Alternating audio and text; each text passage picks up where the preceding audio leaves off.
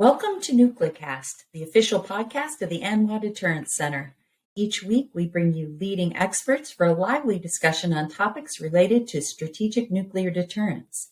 Our host is Dr. Adam Lowther, Director of Strategic Programs at the National Strategic Research Institute. The views of the hosts and the guests are their own.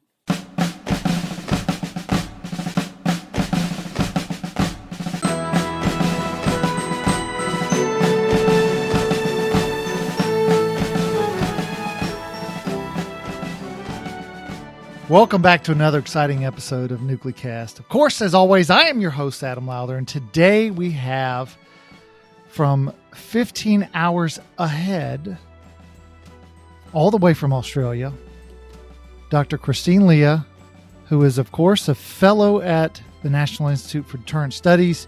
She is a graduate of the Australian National University, and she is one of Australia's leading onophiles. At least that's what she tells me.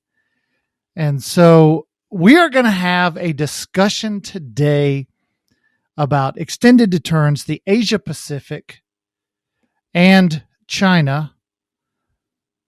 And we're going to have that discussion from an Australian perspective. So with that, Christine, thanks for joining us. Hey, Adam. Thank you so much for having me. Well, so it's not that often that we have folks from literally halfway around the world on the show, but we thought, given all that's been happening over the last week or so, that having you on the show to discuss a perspective that is not one we normally think about. We oftentimes think about our own perspective as Americans and how we see the world.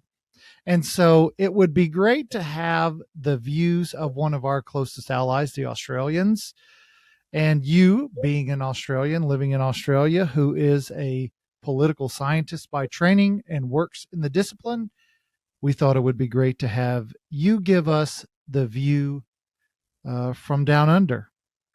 So with that, as we take a look at, the prospects for conflict over Taiwan, we look at China's growing assertiveness, and then we look at regional allies, and for the United States, trying to figure out how those regional allies might participate or how they will view a potential conflict between China, Taiwan, with the United States at play. And then the U.S. would, of course, look to have Japan, South Korea, the Philippines, Australia, participate in the defense of Taiwan. And then how do we manage deterring China such that hopefully that conflict never happens?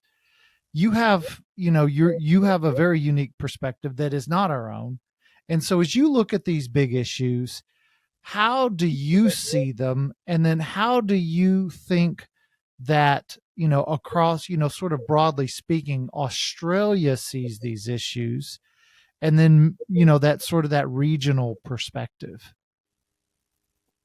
Totally. And again, thank you so much for having me. And it's a tremendous honor to be working for NIDS. I'm so grateful. And it's a great organization that's really encouraging. And, so I come at it from a historical perspective because I'm a historian by training, or like to think I am.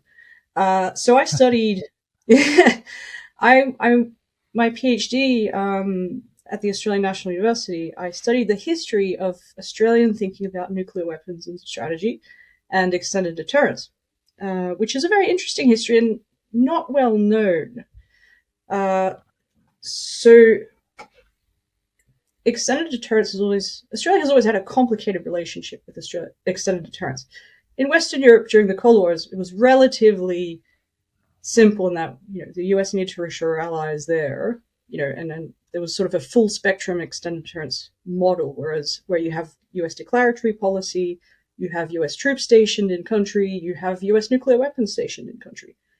Australia never had that form of extended deterrence, and neither did Japan or South Korea. The reason being, one of the reasons being that the Asia Pacific was never at the front line of the Cold War. Okay, yes, North and South Korea and China, but overall, the strategic competition was between the Soviet Union and the United States. Asia kind of got the leftovers of extended deterrence. So extended deterrence was more of a global construct. It wasn't directly aimed at Asia, in that Asian powers didn't need the same levels of reassurance that Western Europe did. So for that reason, Japan, South Korea, and Australia weren't really interested and or didn't really understand the operational requirements of extended deterrence, like the things I just mentioned before.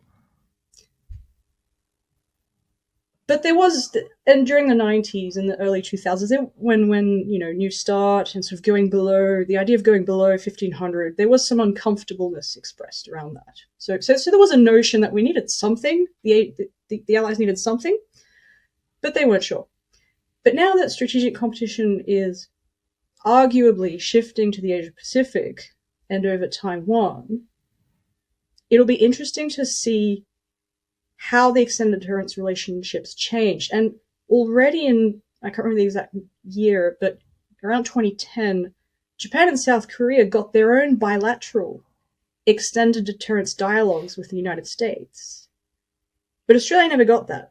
And perhaps Australia didn't need that. So it'll be interesting to see going forward. Yeah. So for South Korea and Japan, the proximity is much closer to China. Australia sort of has the benefit, I mean, besides the United States, of course, of being a bit further away from China. So do you feel, amongst the Australian public, is there a sense of perceived threat from China? I know that, there's some great, I can't think of the name of the TV show, but there's a great TV show that's an Australian show that, China penetrates the Australian government, and there's, conspiracies, and, it's just one of those sort of great traditional spy shows. And so there is sort of this, popular perception of what is the China threat. And 60 Minutes Australia, some of the best videos that I watch on to try to understand China come from 60 Minutes Australia. So clearly Australia thinks about China. But is there a sense of growing threat that, is clearly present in the United States, or is there sort of a general Australian view that differs from our own? Well, I'd be really interested to know how the general American populace thinks about these issues, because there's not a lot of debate in Australia generally about conflict over Taiwan. You start to see some op-eds recently. There was a series recently called Red Alert, and one of the authors, sort of warning about the China threat, one of the authors is Peter Jennings, who used to work at the Australian Strategic Policy Institute. So some are trying to generate a debate, but Australia has an interesting strategic culture, right? Go back to the 1700s, get some British people, chuck them on the other side of the world in the middle of an Asian region. It is not an Asian country as such. With the Australians have always been attached to the dominant Western maritime power of the day. Before it was Great Britain, after the Second World War, Australia turned to the United States for an alliance, protection. So there's general support for the alliance, but there isn't a national debate about what might happen, if that makes sense. Yeah.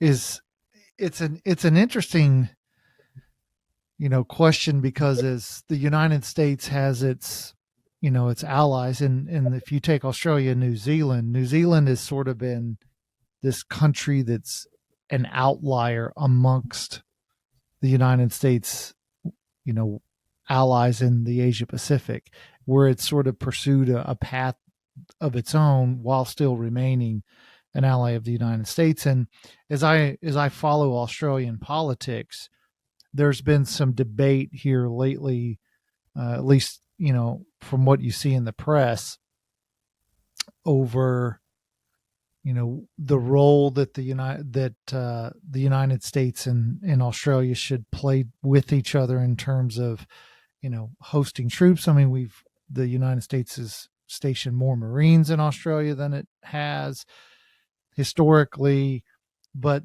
the role of nuclear weapons and Australia's tolerance for those nuclear weapons, and then Australia's confidence in the United States, at least under the current government, and the current government seems to be, wavering on its view of are nuclear weapons okay. And I think that's, sort of a standard Labor position.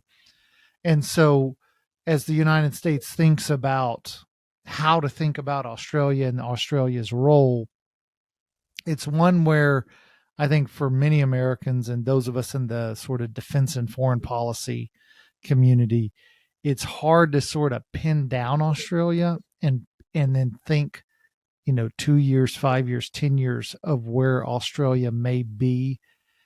And so as we think through a potential conflict over Taiwan, it's certainly hard to say what role Australia might play beyond a potentially a logistic staging ground or something to that effect.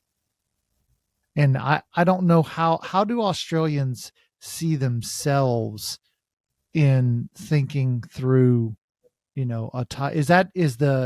this idea of a potential Taiwan conflict, is that something that is on the minds of many Australians, or is it sort of an afterthought? Because it seems to be growing in resonance here in the United States.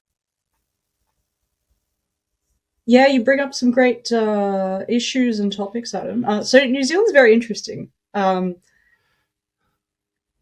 don't really consider New Zealand to be a country, but that's a different story. So New Zealand was interesting. So back in the 80s, I don't know if you remember, there was a big debate about US nuclear-armed submarines passing through New Zealand waters. And the government at the time was quite anti-nuclear, and New Zealand sort of always has been to varying levels throughout history. But there was a big debate about extended deterrence and nuclear weapons. And from the New Zealand perspective, they wanted the alliance and extended deterrence, whatever, conventional nuclear, but they didn't want nuclear weapons as part of the package. And the Australian government at the time rebuked that and said, no, we can't pick and choose. It is a nuclear alliance, fundamentally. And so from a historical perspective, so I spent a lot of time in the National Archives going through the history of Australia and thinking about this. So after the Second World War, there was a plan for Australia to acquire nuclear weapons, either developing with allies, so the British did some testing in Maralinga and other areas, or to acquire them independently by establishing, an independent nuclear industry. That's one of the reasons the Australian National University exists, was for that purpose, the Research School of Physics. Because at the time, so Second World War has ended, Australia had been bombed by the Japanese. China and Indonesia was seen as pressing threats, and we needed nuclear weapons to deter them because Australia couldn't do it conventionally. At the same time that Australia tried to acquire nuclear weapons, Australian officials were asking US government officials like Robert McNamara, hey, this extended deterrence business, can you give us some insights into your warfighting plans for the Asian region, so Vietnam, etc. When and where are you going to use nuclear weapons? Because we need to know such things in order for us to plan our own warfighting plans. But the Americans weren't forthcoming at all, in the same way that they were with Western Europe. So that further reinforced the idea, Australia can't rely on the United States the way we would like to. So we acquired nuclear weapons. For various reasons, technological, political, it didn't end up happening. And the Whitlam Labor government at the time, in 1974-73, eventually ratified the Nuclear Non-Proliferation Treaty. And about at the same time, there was sort of a realization, China and Indonesia can't actually project power right down to us. So the threat kind of changed. Australia felt more or less secure. Nuclear deterrence was something that the superpowers did, and holding up a certain global order. it wasn't directly relevant to Australia anymore. But it'll be interesting to see how things evolve now that the Asia-Pacific arguably is the new center of gravity between superpowers and superpower competition. And what's fascinating is that it's a tripolar great power competition. So how do you do extended deterrence with two nuclear peers that might have more nuclear weapons than you do? And does the United States have the appetite to do that again? To do nuclear strategy, to do extended deterrence? I'm not sure. It's interesting. Well, unfortunately, it's that time in the show where we have to take a quick break. So we're talking to Dr. Christine Leah, and we will be right back.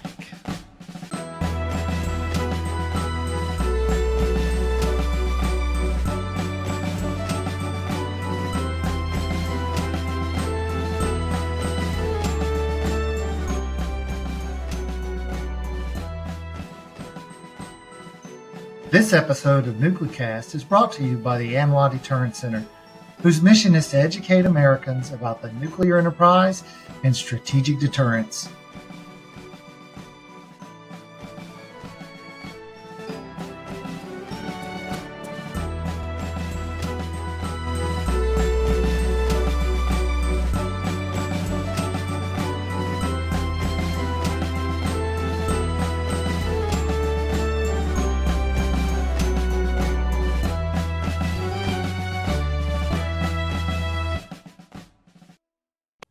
And we're back, and we're talking to Dr. Christine Leah. And before the break, you had just started to discuss the current perspective on tripolar deterrence and on, whether the United States can be seen as a reliable ally at a period in which it doesn't seem, and this, with presidential elections is like elections in any democratic country, that can always change based on the outcome of elections. But at the present time, it doesn't seem to be that the United States has much appetite for maintaining parity with Russia and China. And, with New START participation has been suspended by the Russians, and we're at parity in strategic forces with the Russians. But when it comes to non-strategic tactical theater, whatever term you prefer, we clearly are inferior to the Russians. They have, 2,000 to 6,000, whereas we have a couple of hundred. They have, a dozen systems. We have, in Europe, one primary system and delivery weapon and delivery system. And so now we have China, which is expected to grow from what the intelligence community estimated was a couple of hundred. They now say, they're at 400. They say they'll be at 1,500 within about a decade. And so, understandably, Australia, Japan, South Korea, the president of South Korea said in January, perhaps South Korea needs to go nuclear. So there's clearly a lot of internal dialogue and thought that's going into this question of how good is American extended deterrence now and then, of course, in the years ahead. And so can you maybe talk about what are some of these discussions that are happening, in the Australian public and, across the, the think tanks and universities? What is the debate that's going on in terms of the view from Canberra and Sydney and Melbourne in terms of the Americans and their commitment to the region? Yeah, sure. There's actually not a lot going on. And part of that is that Australia just doesn't have the strategic community that the United States have, the Beltway, the other think tanks in California. There's only an even worse there's not a lot of nuclear scholars. So nuclear strategy isn't really a discipline in Australia. I was lucky enough, I had Professor Desmond Ball, who wrote about command and control issues in a nuclear exchange. So he taught me the logistics of nuclear strategy. There's a couple of other scholars. Rod Lyon is tremendous. He's also at the Australian Strategic Policy Institute. He was my lecturer when I was an undergraduate. He writes about the dwindling credibility of US extended deterrence, given the things I've said and others.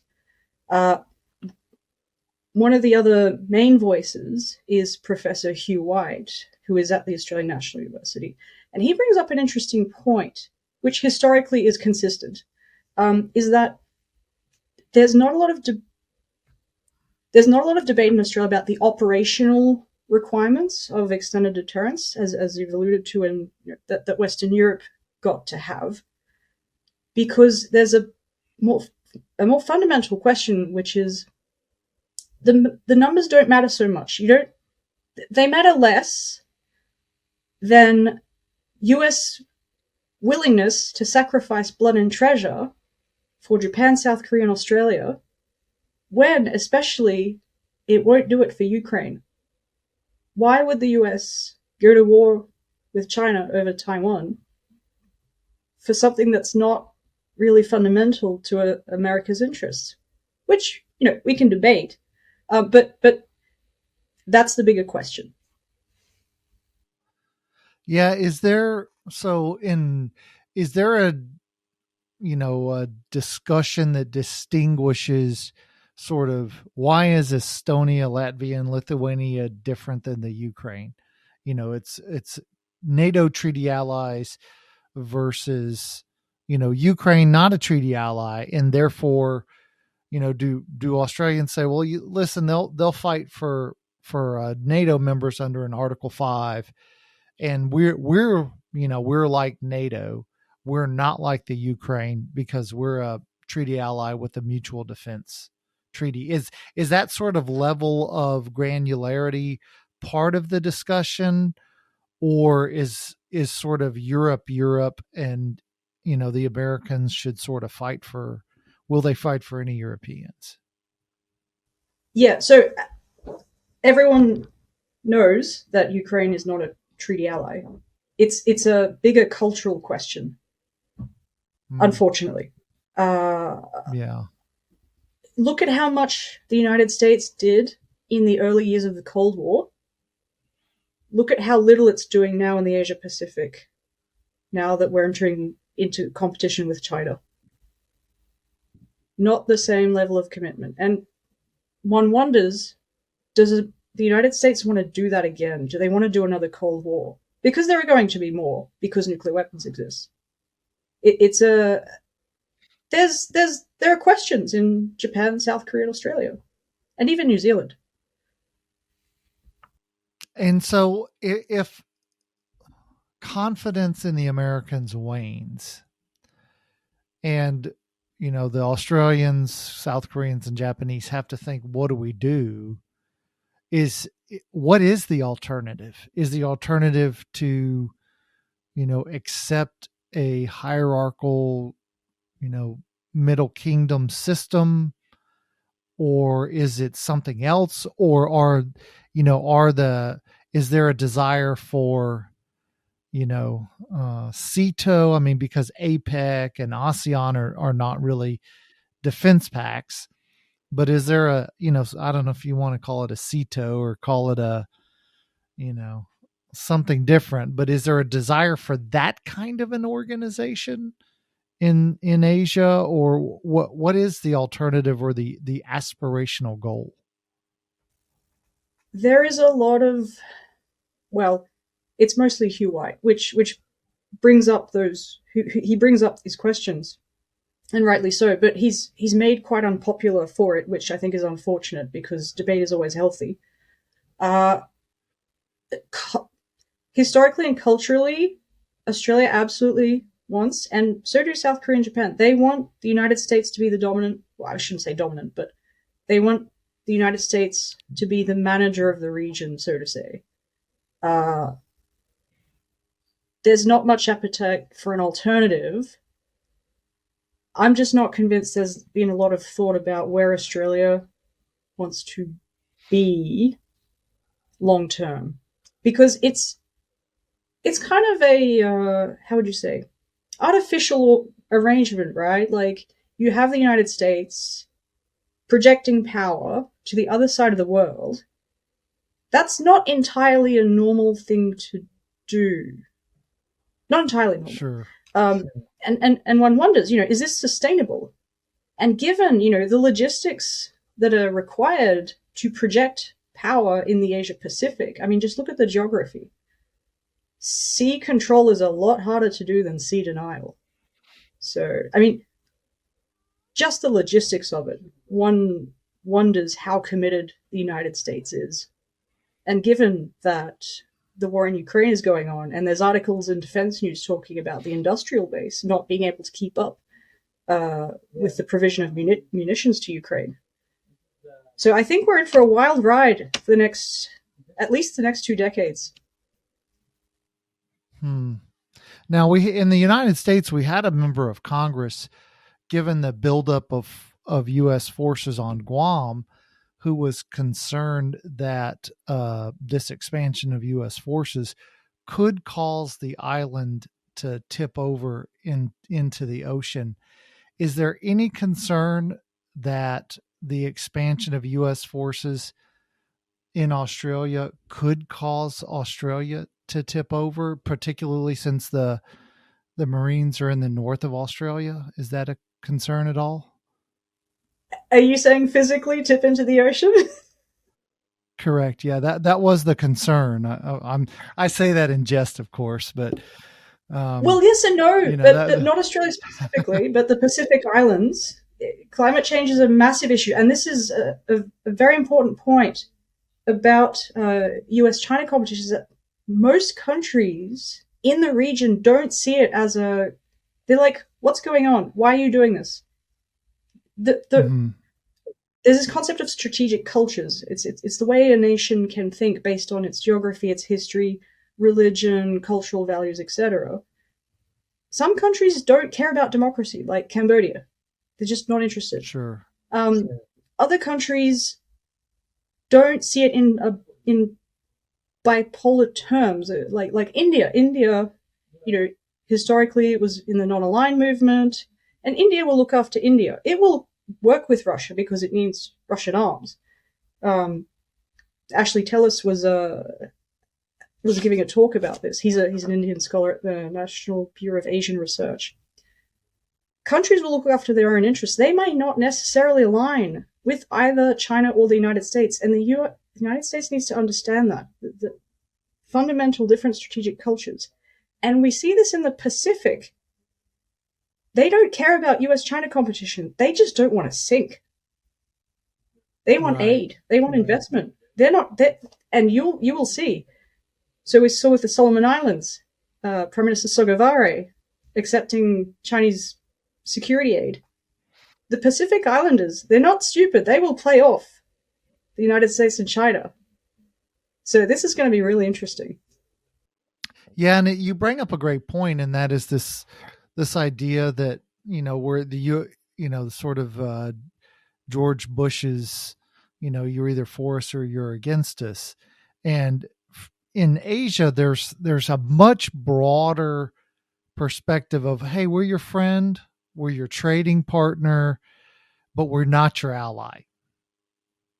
And because there's this very clear desire to carefully manage the relationship with China, because China's in the neighborhood, it's a big economic power, and maybe it has the military capability, or maybe it'll get there with the United States, but it's certainly the biggest regional economy. And so therefore we don't want to make either the United States mad or China mad. And so therefore there's this sort of careful dance that's done to do that. Do you think that will sort of be a dominant position in the years ahead? Or do you think that there's going to be sort of a movement towards China, towards the United States, or more of a sort of like you mentioned, an Indian perspective where it's let's dance with both?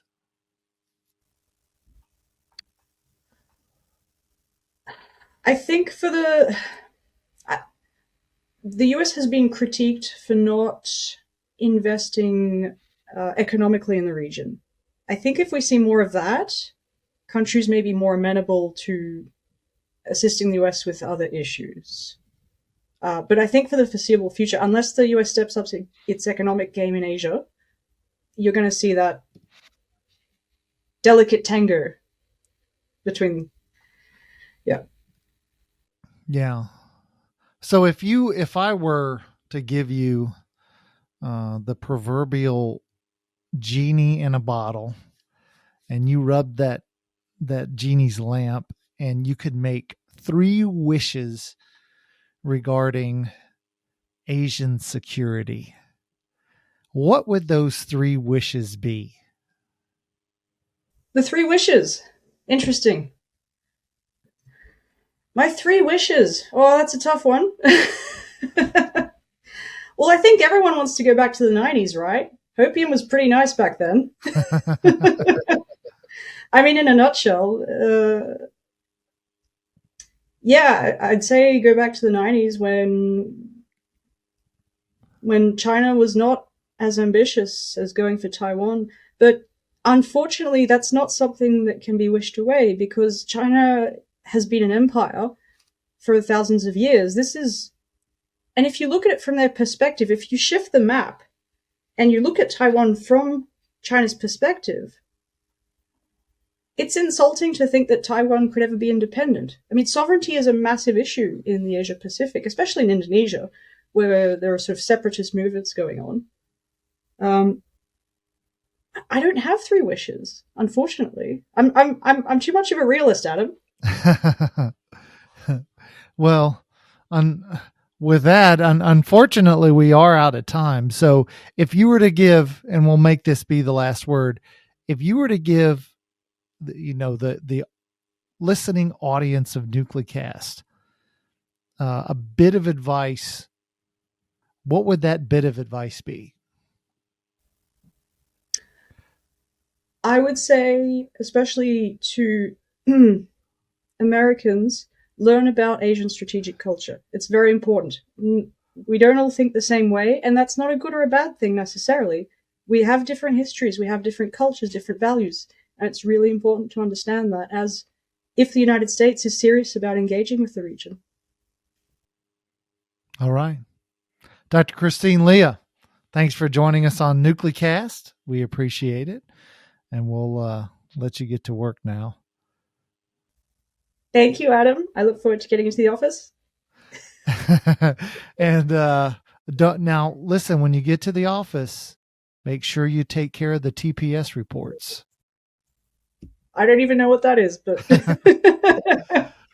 well, and thanks to you, the listeners, and we will see you on another episode of Nuclecast. Okay, so afterthoughts. Christine is really good to discuss the Australian perspective. And it's one where you often, as an American, sort of have to, because we tend to always assume that, people think like we do. And it's like, hey, we're Americans. Why wouldn't you think like we do? But in reality, even some of our, our closest allies, like the Australians who, I remember being in China once, and I was the only American. And then there were some Europeans, Dane, English, there was an Australian, and you realize when you're in China, you realize how similar you are to all Europeans and Australians and Kiwis. And you realize that similarity by having the difference, China, at, as sort of the juxtaposition. But, and I offer that analogy just to say that even though we are quite similar, we still have these differences in the way that we think. And so I really enjoyed talking with Christine to see how the Australians view us as opposed to the way we think they see us. And those differences are things we obviously have to consider. So I don't know. It was a good discussion. This has been a production of the ANWA Deterrence Center. Our executive producer is Kimberly Charrington, and this episode has been engineered and mixed by David Krumthal. Follow the show on LinkedIn, Facebook, and Twitter at Nuclearcast. Listen, follow, and review the show on Spotify, Apple Podcasts, Amazon Music, or wherever you listen to your favorite podcasts.